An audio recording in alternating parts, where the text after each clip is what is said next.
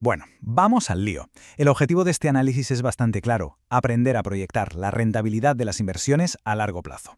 Pero ojo, no se trata de intentar adivinar el caos del día a día. Eso es imposible. No. La clave está en entender la historia y los mecanismos que de verdad mueven los mercados. Y esta cita, la verdad, le viene como anillo al dedo. Comprender cómo se han comportado los mercados antes no es solo cultura general, es la herramienta que necesitamos para navegar el presente con una perspectiva mucho más fría, sin dejarnos llevar ni por el pánico ni por la euforia del momento.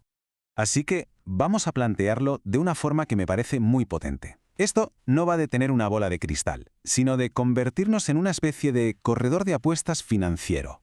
¿Y qué significa eso? Pues significa entender las probabilidades, los factores clave que determinan los resultados para así poder tomar decisiones inteligentes a largo plazo. Entonces, ¿de dónde sale la rentabilidad de las acciones a largo plazo? A ver, no es magia ni es algo aleatorio. En realidad, todo se reduce a dos factores fundamentales, y bastante lógicos, que vamos a desglosar ahora mismo. El concepto clave aquí es la rentabilidad de la renta variable a largo plazo. Pensemos en ello como el rendimiento total que se saca por tener acciones durante mucho tiempo. Y este rendimiento viene básicamente del dinero que las empresas generan y de su capacidad para crecer en el futuro. Y aquí está la fórmula, que es sorprendentemente sencilla. La rentabilidad a largo plazo es simplemente la rentabilidad por dividendo que tenemos al principio más la tasa de crecimiento. El dividendo es lo que nos llevamos ya, de forma inmediata, y la tasa de crecimiento es el aumento futuro de los beneficios. Tan simple y tan potente como eso. Y esto no es solo teoría, funciona en el mundo real. Si miramos el periodo de 1926 a 2010, la rentabilidad histórica de las acciones fue de un 10% más o menos. ¿Y de dónde salió ese número? Pues de una rentabilidad por dividendo inicial de cerca del 5%, más una tasa de crecimiento de los beneficios de otro 5%. La fórmula lo clava. Pero claro, si todo fuera tan fácil, la cosa se complica. Hay un tercer factor que lo lía todo, sobre todo a corto y medio plazo. Es el comodín, el factor que nadie puede predecir, el cambio de humor del mercado. Este comodín es el cambio en la valoración, que solemos medir con el famoso ratio precio/beneficio, o PER. Básicamente, esto nos dice cuánto está dispuesta a pagar la gente por cada euro de beneficio que genera una empresa. Y claro, este número no es fijo, depende de la psicología del inversor, que se mueve constantemente entre el optimismo y el pesimismo. Es que la diferencia es brutal. El rango que puede tener este cambio de humor es increíble. Pensemos, principios del 2000, la burbuja.com, euforia total. La gente pagaba más de 30 veces los beneficios. Pero luego nos vamos a 1982, pesimismo absoluto, y apenas se pagaban 8 veces. El negocio de fondo puede ser el mismo, pero el precio que el mercado está dispuesto a pagar puede ser casi 4 veces mayor o menor. Para entender cómo estos tres factores, el dividendo, el crecimiento y la valoración, juegan entre sí, vamos a hacer un pequeño viaje por la historia reciente. Vamos a analizar 4 épocas muy diferentes para ver estos motores en acción. Aquí las tenemos: la era del confort, la de la angustia, la de la exuberancia y la del desencanto. Es que las diferencias en la rentabilidad son espectaculares. De un 14% anual en una era, se pasa a un 5,6% en la siguiente, luego un increíble 18,3% y para terminar un desastroso menos 6,5%. ¿Por qué esta montaña rusa? Venga, empezamos por la era del confort, justo después de la Segunda Guerra Mundial. La economía iba como un tiro, pero el recuerdo de la Gran Depresión hacía que los inversores fueran muy precavidos. Y esto provocó que las valoraciones de las acciones, los ratios PER, empezaran desde un punto muy bajo. Y aquí vemos la combinación perfecta, es que fue de libro. Se partía de una rentabilidad por dividendo altísima, del 5%.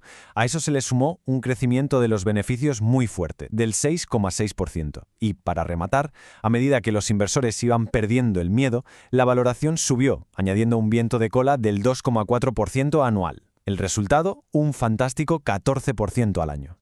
Ahora cambiamos radicalmente de tercio. Pasamos a la era de la angustia. Estos fueron años de inflación por las nubes, de inestabilidad política, de crisis económicas. Todo esto aterrorizó a los inversores y le dio la vuelta al panorama por completo. Y aquí está el dato clave, lo más sorprendente. Los beneficios de las empresas crecieron a un ritmo increíble, del 8%, incluso más que en la era anterior. Pero no sirvió de nada. El pánico hizo que las valoraciones se desplomaran, lo que supuso un lastre de menos 5,5% cada año. Ese comodín negativo se comió casi todo el crecimiento de las empresas. Y del pesimismo más profundo a la euforia total. La era de la exuberancia fue sin duda la edad de oro para los activos financieros. La inflación se controló, la economía se estabilizó y el sentimiento del mercado dio un giro de 180 grados. Aquí vemos justo el efecto contrario. Como se venía de una época de miedo, la rentabilidad por dividendo inicial era muy alta. El crecimiento de los beneficios fue muy sólido, un 6,8%.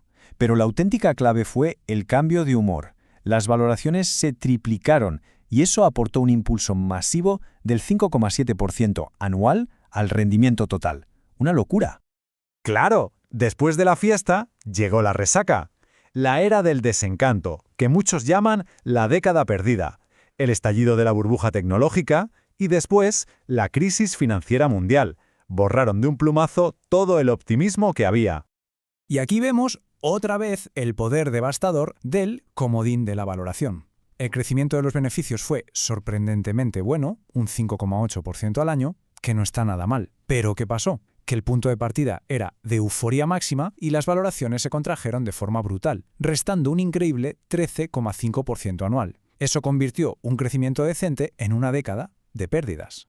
Esta comparación lo resume todo. Es la lección más importante de este análisis. Por un lado, la exuberancia. Por el otro, el desencanto. Y lo más increíble es que el motor de crecimiento, o sea, los beneficios de las empresas, fue muy similar en ambas épocas. La diferencia abismal entre una década de oro y una década perdida no estuvo en las empresas, estuvo exclusivamente en el sentimiento del mercado, en ese comodín. Entonces, ¿qué podemos aprender de todo esto para el futuro? Pues la lección más importante es que no se puede invertir mirando por el espejo retrovisor.